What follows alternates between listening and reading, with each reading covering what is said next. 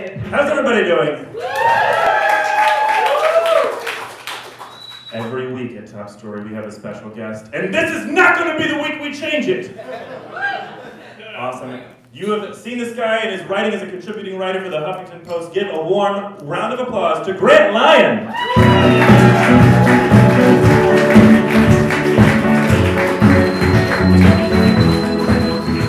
I feel like I have to twerk on stage. Is that a requirement now to take the stage? You have to twerk? Yeah, thank you. It took him a while. It took him a minute. He was like, I'm not sure about this. I don't know if I want to play music. I want to make it awkward for him. And then he came and he was like, I feel bad. I'm going to come in 20 seconds late. All right? I'm going to come in. Hello, everybody. I'm terrible with technology. And so the top story in my week this week is I honestly started listening to music on Spotify for the first time last week. I'm terrible with technology. And I didn't realize that Spotify updates automatically to your Facebook profile over what you've been listening. I spent an entire day listening to the Phantom of the Opera soundtrack on repeat.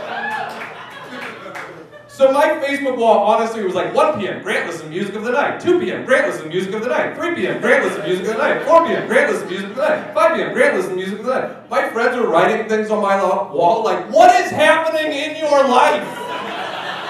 Do you have something to tell us? And one guy, just one guy wrote, I get it. I get it. My parents are even worse at technology than I am. My mom has a cell phone, but she never uses it. And because of that, I don't have my mom's cell phone number saved into my phone. There'd be no point. She just never uses it at all. And my siblings don't have her number saved either. And recently, the greatest thing happened. My little sister went on a road trip and tried to send a group text message to the 4 siblings in my family and my mom, but she put my mom's number in wrong. So this is what happened. So my sister, let me find it here. My sister sends a text message that says, my California road trip began last night. And my brother texts back, that's awesome. And then my sister texts a picture of her riding a bull and it says, let the party begin. And my brother writes back, that one's a little scary. And then what we think is my mom texts, please take me off your text list. Wrong number. Have a good trip, though. My sister doesn't get that she's put it in wrong, so she just texts back, ha ha ha, I appreciate the support, Mom.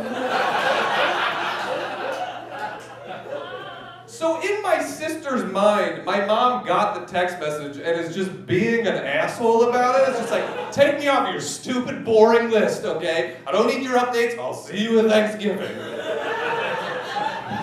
So my sister texts out, I appreciate the support. The wrong number texts back, I'm not your mom.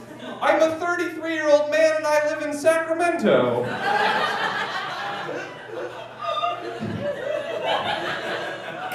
To which my sister responds, all caps this time, very funny, Mom! At this point, this dude must be getting frustrated, right? He must be thinking like, what do I have to do to convince this girl that I'm not her mom? Do I have to send a dick pic? I can prove I'm not your mom. I can prove I'm not your mom. I'll send a dick pic. And how desperate does my little sister seem for a mother figure in her life? To just keep texting this stranger back, you're my mom, you're my mom, you're my mom, you can be my mom, you'll be my mom now?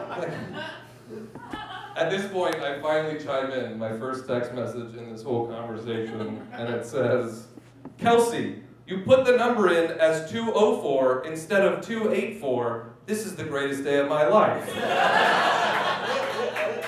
So my sister knows that she's messed up at this point, but she's like, all right, well, I've already gone this far. I might as well keep going. So her last text message to this stranger is, I'm sorry for the misunderstanding, new mom.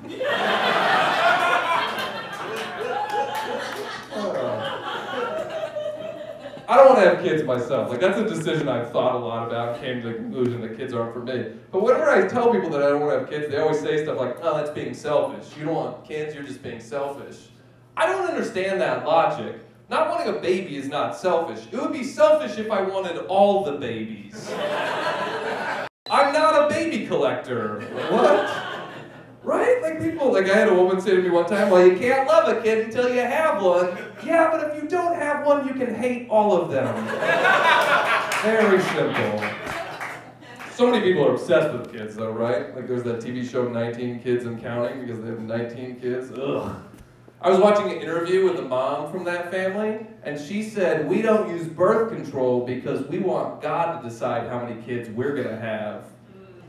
When you have 19 kids, that's definitely the work of the devil.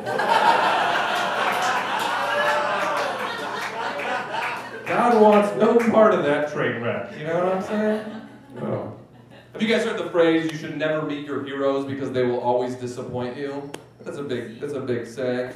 Like for instance, when I was 13 years old, I loved Tyra Banks. Loved her, all right? Don't judge me, I know it's weird, all right? But I loved her. She was my favorite.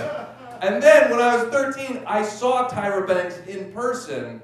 And, I realized, like, without any of the professional airbrushing or, Photoshop or any of that stuff, like, Tyra Banks is pretty close to a RuPaul lookalike. And it ruined it for me. It did. It ruined it for me. And this idea that you should never meet your heroes always makes me surprised that people want Jesus to come back to Earth.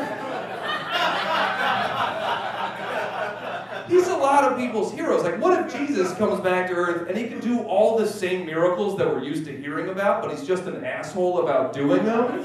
You're like, what if Jesus, like, does cure blind people, but he's always saying, like, I can make the blind see. Now see your way off my property. Like, would he be, like, he wouldn't be everybody's hero if we were all, like, if Jesus was the type of dude that, like, does miracles, but they always come with strings attached, Like, oh, yeah, he's like, yeah, I'll raise your brother from the dead, but then you gotta bring his truck over tomorrow and help me move. I mean, I'm on the fence about this new Jesus. Yes, he did cure my fiance's cancer, but then he tried to have sex with her. Like, it just...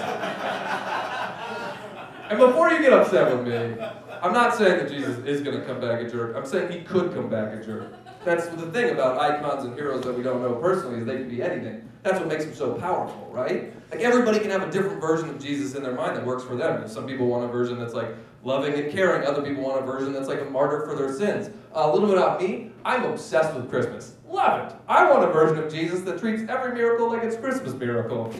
Because, like, honestly, I'm the type of dude that I will go stand next to Christmas trees in public and then make strangers take pictures of me with the tree from their phones. And when they're like, how do I get this to you? I'm like, no, that's for you. That's how I actually live my life. So I want a version of Jesus that's like, no, I'm not going to turn this water into wine. I'm going to turn it into eggnog. Like, that would be so fun.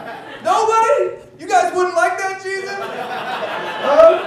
Bring all the lepers over to my house. We're going to watch Elf. Like, that would be so great. Oh, but we all remember Jesus was Jewish. I'm going to be crushed if Jesus comes back to Earth and he's not, like, celebrating Christmas all the time, right? What if Jesus comes back to Earth and he teases me? He's like, Grant, I got you a present. It's a dreidel. Ah, fuck this, Jesus. This sucks. Thank you guys very much. I'm Grant Lyon.